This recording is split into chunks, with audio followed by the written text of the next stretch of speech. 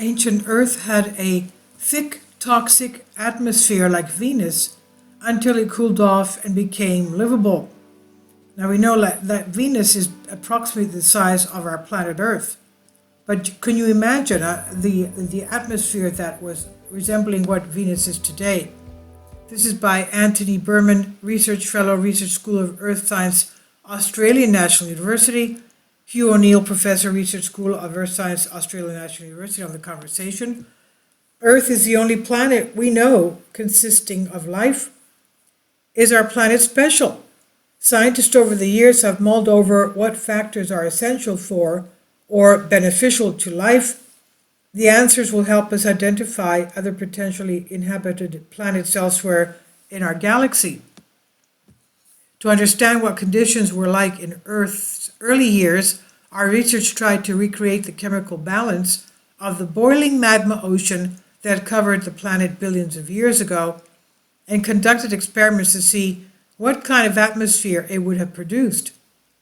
Working with colleagues in France and the United States, we found Earth's first atmosphere was likely a thick, inhospitable soup of carbon dioxide and nitrogen, much like what we see on Venus today. How Earth got its first atmosphere. A rocky planet, Earth, like Earth, is born through the process called accretion, in which initially small particles clump together under the pull of gravity to form larger and larger bodies. The smaller bodies, called planetesimals, look like asteroids, and the next size up are planetary embryos. There may have been many planetary embryos in the early solar system, but the only one that still survives is Mars, which is not a fully fledged planet like Earth or Venus. The late stages of accretion involve giant impacts that release enormous amounts of energy. We think the last impact in Earth's accretion involved a Mars-sized embryo hitting the growing Earth, spinning off our moon, and melting most or all of what was left. The impact would have left Earth covered in a global sea of molten rock called a magma ocean.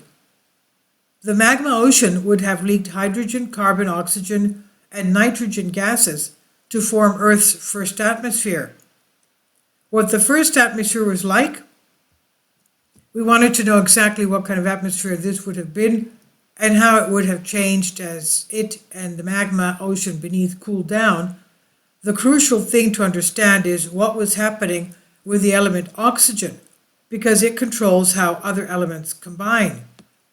If there was little oxygen around, the atmosphere would have been rich in hydrogen, H2, ammonia, NH3, and carbon monoxide, CO, gases.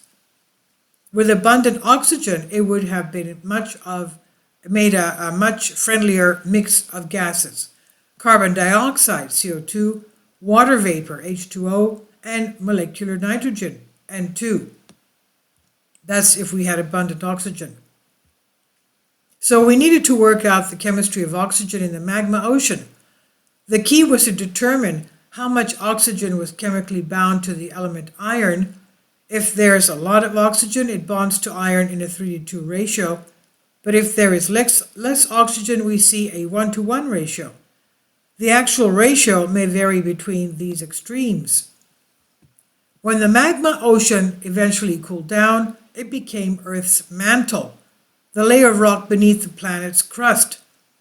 So we made the assumption that the oxygen-iron bonding ratios in the magma ocean would have been the same as they are in the mantle today. We have plenty of samples of the mantle, some brought to the surface by volcanic eruptions and others by tectonic processes. And from these, we could work out how to put together a matching mix of chemicals in the laboratory. In the lab, we determined this atmosphere was composed of CO2, that is carbon dioxide, and water, H2O. The nitrogen would have been in its elemental form of N2 rather than the toxic gas ammonia, NH3. But what would have happened when the magma ocean cooled down? It seems the early Earth cooled enough for the water vapor to condense out of the atmosphere, forming oceans of liquid water like we see today. This would have left an atmosphere with 97% carbon dioxide and 3% nitrogen, N2, and a total pressure roughly 70 times today's atmospheric pressure, 70 times. Talk about a greenhouse effect. But the sun was less than 3/4 as bright then as it is now. Less than 3/4. How Earth avoided the fate of Venus. This ratio of CO2 to N2 is strikingly like the present atmosphere on Venus. So why did Venus, but not Earth, retain the hellishly hot and toxic environment we observe today? The answer is that Venus was too close to the sun. It simply never cooled down enough to form water oceans. Instead, the H2O in the atmosphere stayed as water vapor and was slowly but inexorably lost to space. On the early Earth, the water oceans instead slowly but steadily drew down CO2 from the atmosphere by a reaction with rock, a reaction known to science for the past 70 years as the Urey reaction, after the Nobel Prize winner who discovered it, and reducing atmosphere pressure to what we observe today. So although both planets started out almost identically, it is their different distances from our sun that put them on divergent paths. Earth became more conductive of life, while Venus became increasingly inhospitable. And this is on the conversation. Please leave your comments. Thank you for your support. Kindly support my Patreon account. The daily posts are 5 videos daily, and they are totally different from what I have on my YouTube channel. Thank you so much for your support and that you find all my content so interesting. You'll find the Patreon account details in the description box below.